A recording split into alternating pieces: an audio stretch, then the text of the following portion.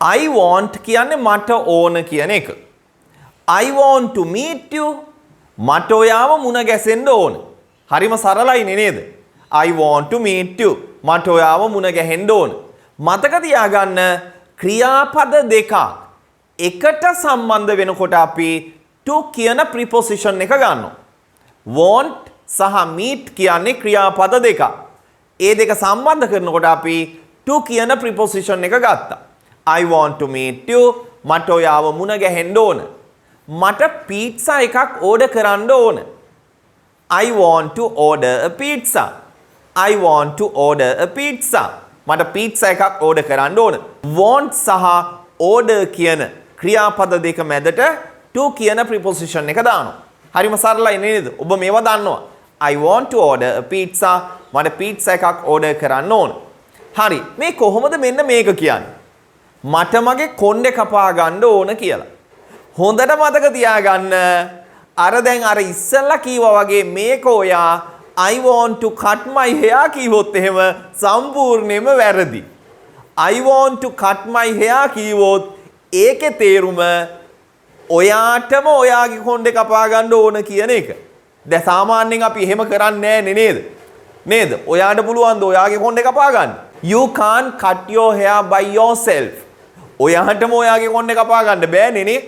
කපා ගන්න පුළුවන්. හැබැයි කපලා පාරේ යන්න බැරි වෙයි. නේද? බල්ලෝ කෑවා වගේ කැතට තියෙයි. අපි කොහොමද කියන්නේ මට මගේ කොණ්ඩේ කපා ගන්න ඕන කියලා නිවැරදිව? මෙන්න මෙහෙමයි කියන්නේ. I want to get my hair cut. එහෙම නැත්නම් I want to have my hair cut. ඔය දෙකෙන් ඕනම භාවිතයක් ඔයාලට ගන්න පුළුවන්. get දාන්නත් පුළුවන්, have දාන්නත් පුළුවන්. මට මගේ කොණ්ඩේ කපා ගන්න ඕන. I want to get my hair cut. කිසිම වෙලාවක මම නැවත නැවත කියනවා I want to cut my hair කියන්න එපා. එහෙම කිව්වොත් අහන එක්කෙනා, ඒ කියන්නේ ඉංග්‍රීසි දන්න ඔයාට සමන් දෙන එක්කෙනා හිතන්නේ ඔයාම තමා ඔයාගේ කොණ්ඩේ කපා ගන්න කියලා හිතන්නේ. හරි. මේකේ මේ භාවිතය පොඩ්ඩක් අවබෝධ කරගන්නකෝ. යම්කිසි කෙනෙක්ගෙන් මුදල් ගෙවලා හරි. එහෙම නැත්නම් මුදල් ගෙවන්න නැතුව හරි. සේවාවක් ලබා ගැනීමේදී අපි මෙන්න මෙහෙම තමයි වාක්‍ය කියන්නේ. දැන් අපි කොණ්ඩේ කපන්න සැලෝන් එකට ගිහිල්ලා නේද? බාබර්ට කියලා අපි කොණ්ඩේ කප්පව ගන්නවානේ. නේද? අන්න ඒක හොඳට මතක තියාගන්නකෝ. එතනදී අපි සේවාවක්නේ ලබා ගන්නෙ. අපිට ඒ වැඩේ කරන්න බෑනේ. අන්න ඒ වගේ අදහස් කියනකොට තමයි මේ රටාව ගන්නෙ. right? හොඳට මතක තියාගන්න. I want to get my hair cut. මට මගේ කොණ්ඩේ කපා ගන්න ඕන. දැන් ඔයා කොණ්ඩේ කපන්න යන අතරතුර කවුරු හරි ඔයාගෙන් අහනවා Bandara where are you going? Bandara ඔයා කොහෙද යන්නේ? එතකොට ඔයා කියනවානේ මම මේ කොණ්ඩේ කපා ගන්න යන්නේ. ඒක කියන්නේ I am going to get my hair cut කියලා. I'm going to get my hair cut කියන්නත් පුළුවන්. එහෙම නැත්නම් I'm going to have my hair cut කියන්නත් පුළුවන්.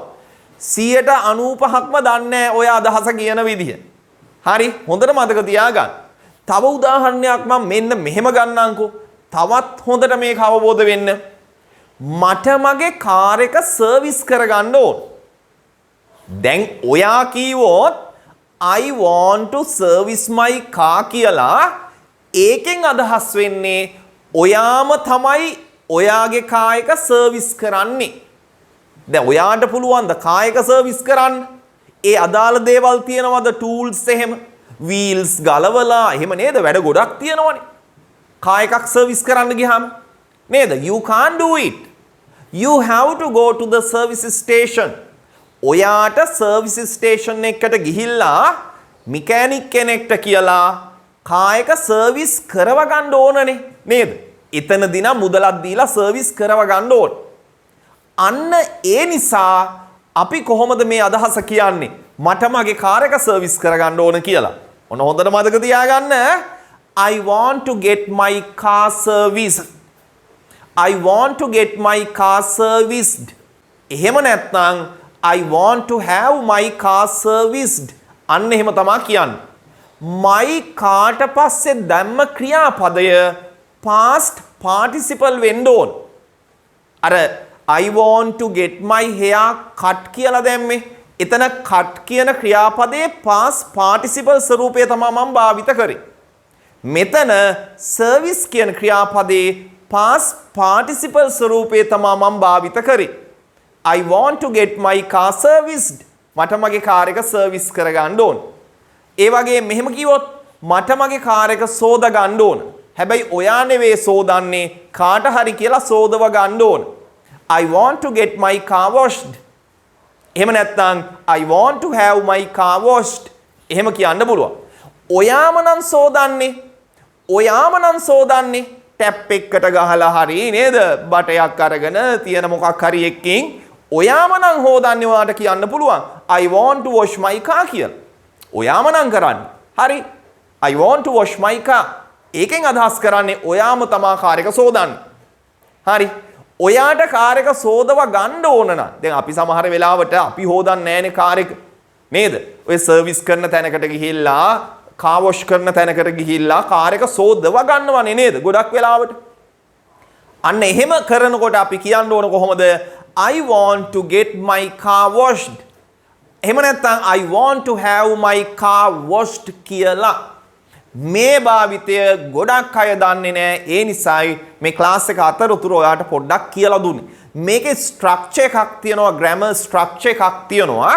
ඒක මම පස්සේ වෙලාවක නිදහසේ ඔයාට කියලා දෙන්නම්. නිතරම භාවිත කරන මෙන්න මේක නම් වරද්දන්න එපා. දින් පස්සේ I want to get my hair cut. මට මගේ කොණ්ඩේ කපා ගන්න ඕන. එහෙම නැත්නම් I am going to get my hair cut. මම කොණ්ඩේ කපන්න යන්නේ. මේ කොහොමද කියන්නේ? දැන් මගේ කොණ්ඩේ දිහා බලපුවාම ඔයාට තේරෙයි මං කොණ්ඩේ කපලා නේද ඉන්නේ. ඇත්තටම මම ඊයේ කොණ්ඩේ කැපුවේ. හරි. මම ඊයේ කොණ්ඩේ කැපුවේ. දැන් ඕක කියන්නේ කොහොමද? ඒක කියන්නේ මෙහෙම. දැන් එතන ඕන කියලා කියෙන්නේ නැහනේ. මම ඊයේ කොණ්ඩේ කප්පව ගත්තා. මම නෙවෙයිනේ කැපුවේ කොණ්ඩේ කපාගන්න මේ තියෙන්නේ නේද? බාබර්ට කියලා සැලොන් එකට ගිහිල්ලා කොණ්ඩේ කපාගන්න මේ තියෙන්නේ. මං කැපුවා නම් හොඳට තියේ. නේ? හරි. කොහොමද කියන්නේ මම ඊයේ කොණ්ඩේ කැපුවා? අපි සිංහලෙන් එහෙමනේ කියන්නේ. I got my hair cut yesterday. I got my hair cut yesterday. එහෙම නැත්නම් I had my hair cut yesterday. මම ඊයේ කොණ්ඩේ කැපුවා. I had my hair cut yesterday. I got my hair cut yesterday. ඕනම ක්‍රමයක් ඔයාට යූස් කරන්න පුළුවන්. අදින් පස්සේ පුතෝ වරද්දන්න එපා. නිවැරදිව භාවිත කරන්න ඕන. හොඳට මතක තියාගන්න.